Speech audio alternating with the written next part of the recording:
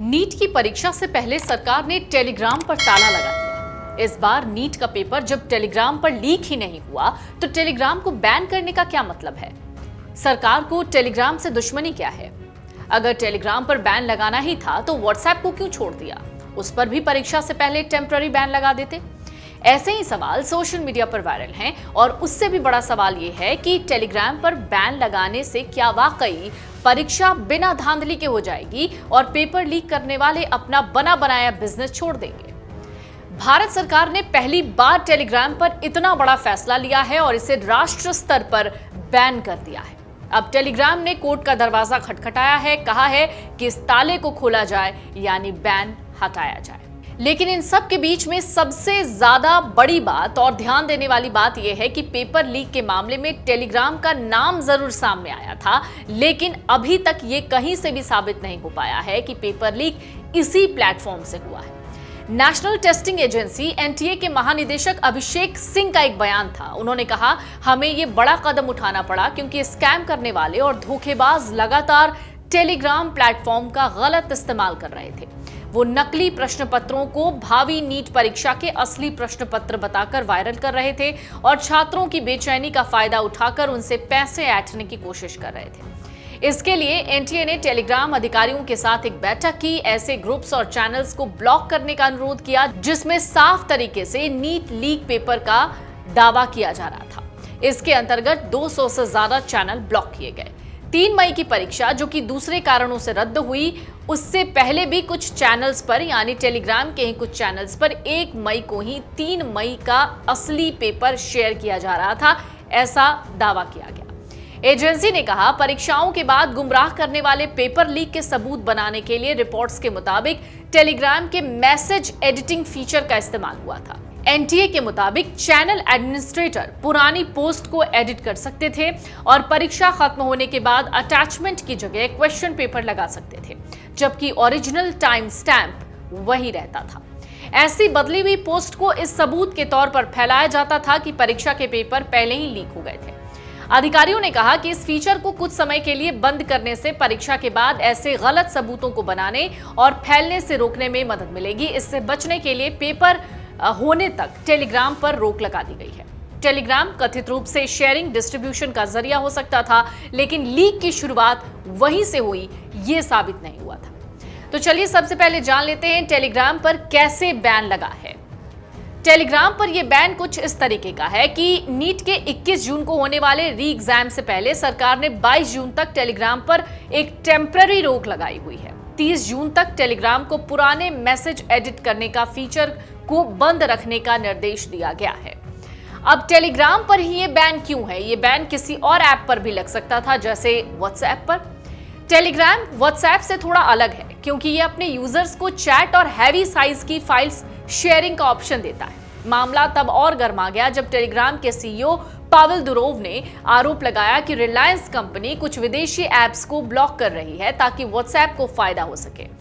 Telegram और WhatsApp दोनों messaging app हैं, लेकिन प्राइवेसी के मामले में टेलीग्राम बहुत आगे है। ये यूजर्स को यूजर नेम बनाने की सुविधा देता है। इसकी वजह से ग्रुप में मौजूद लोगों को आपका मोबाइल नंबर नहीं दिखता, बल्कि सिर्फ यूजर नेम दिखता है।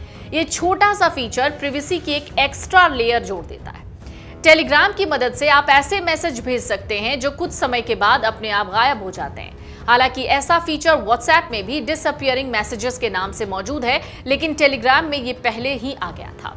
साथ ही व्हाट्सएप में शेड्यूल मैसेज का ऑप्शन नहीं मिलता है, जबकि टेलीग्राम में आप मैसेज भेजने का वक्त यानी समय जो है वो पहले से सेट कर सकते हैं और मैसेज उसी समय डिलीवर होता है। टेलीग्राम मैसेजिंग ऐप को बनाने का मकसद लोगों को एक ऐसा प्लेटफॉर्म देना था जहां वो बिना ज्यादा निगरानी के बातचीत कर सकें। शुरुआत में टेलीग्राम को प्राइवेसी और सेफ्टी के लिए जाना गया, लेकिन जैसे जैसे वक्त बीतता गया इसका इस्तेमाल सबसे ज्यादा इल्लीगल एक्टिविटीज के लिए होने लगा। टेलीग्राम के कई फीचर्स इसको खास बनाते हैं, लेकिन यही फीचर्स कई बार इसकी कमजोरी बन जाते हैं। ऐप पर बड़े बड़े ग्रुप्स हैं और वो जो चैनल्स हैं वो आसानी से बन जाते हैं। कई बार इनका इस्तेमाल गलत जानकारी फैलाने या फर्जी स्कीम चलाने के लिए किया जाता है। इसके अलावा इस पर यूजर अपनी पहचान काफी हद तक छिपा सकता है। ऐसे में किसी फर्जी अकाउंट या ग्रुप को ट्रैक करना आसान नहीं होता। यही वजह है कि ठग और साइबर अपराधी अक्सर इसी प्लेटफॉर्म का इस्तेमाल करने की कोशिश करते हैं क्योंकि ये उनके लिए सेफ है। टेलीग्राम में चैनल और ग्रुप से बड़ी संख्या में लोग जुड़ सकते हैं। एक बार कोई फर्जी लिंक या जानकारी ऐसे ग्रुप में शेयर हो जाए तो वो हजारों लोगों तक कुछ ही मिनट्स में पहुंच जाती है। पेपर लीक के मामले में भी अक्सर ऐसे दावे सामने आते हैं कि कुछ लोग परीक्षा से पहले प्रश्न पत्र या उत्तर उपलब्ध कराने का झांसा देकर छात्रों से पैसे मांगते हैं। कई बार स्टूडेंट्स इन दावों पर भरोसा भी कर लेते हैं और ठगी का शिकार हो जाते हैं। गुमनाम प्रोफाइल और निजी ग्रुप्स की वजह से ऐसे लोगों तक पहुंचना मुश्किल हो जाता है। अब इन सब के बीच में क्या भारत में ही टेलीग्राम पर यह टेम्पररी बैन है या फिर कुछ और भी देश हैं जहां पर टेलीग्राम पूरी तरीके से बैन है? दरअसल सिक्योरिटी और सरकार के नियम ना मानने जैसी कई वजह हैं कि टेलीग्राम दुनिया के कई देशों में आंशिक या फिर पूरी तरीके से बैन है। अब भारत में इस पर टेम्पररी रोक है। नेपाल की बात करें तो 18 जुलाई 2025 से टेलीग्राम नेपाल में बैन है। रूस की बात करें तो अप्रैल 2026 से टेलीग्राम बैन है। चीन की बात करें तो 2025 से टेलीग्राम वहां पर बैन है। पाकिस्तान में भी नवंबर 2017 से टेलीग्राम को बैन रखा गया है। थाईलैंड में अक्टूबर 2020 से टेलीग्राम को बैन रखा गया है। क्यूबा में जुलाई 2021 से टेलीग्राम को बैन रखा गया है। ईरान में भी कई सालों से टेलीग्राम को बैन रखा गया है। वियतनाम में भी 2025 से 21 मई से टेलीग्राम को बैन रखा गया है।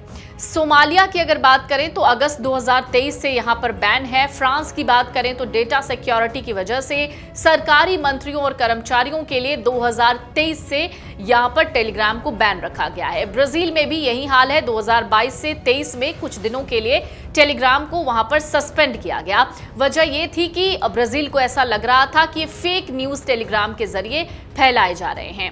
अजरबैजान की बात करें तो 2020 में युद्ध के समय कुछ दिनों के लिए टेलीग्राम पर प्रतिबंध यानी बैन लगा था। जर्मनी और चेक गणराज्य में हेट स्पीच और रूसी प्रोपेगेंडा स्प्रेड करने वाले कुछ खास टेलीग्राम चैनल ब्लॉक किए गए। केन्या की बात करें तो नवंबर 2023 और नवंबर 2024 में नेशनल एग्जाम के दौरान लीक और नकल पर रोक लगाने के लिए कुछ हफ्तों के लिए अस्थायी रोक टेलीग्राम पर लगाया गया था। तो भारत कोई इकलौता ऐसा देश नहीं है जहां पर टेलीग्राम को बैन किया गया है टेम्पररी। कई ऐसे देश हैं जहां पर पूरी तरीके से टेलीग्राम बैन है और कई जगहों पर टेम्पररी टेलीग्राम को बैन रखा गया है। तो अगर आपसे कोई ये पूछे कि सिर्फ टेलीग्राम को ही क्यों बैन किया गया तो आपको इसका जवाब मिल गया होगा। आपको क्या लगता है इस खबर पर आप कमेंट बॉक्स में लिखकर अपनी राय दे सकते हैं। अगर आप ये वीडियो YouTube पर देख रहे हैं तो हमारे चैनल को सब्सक्राइब कर बेल आइकन दबाएं और Facebook पर देख रहे हैं तो हमारे पेज को लाइक करें।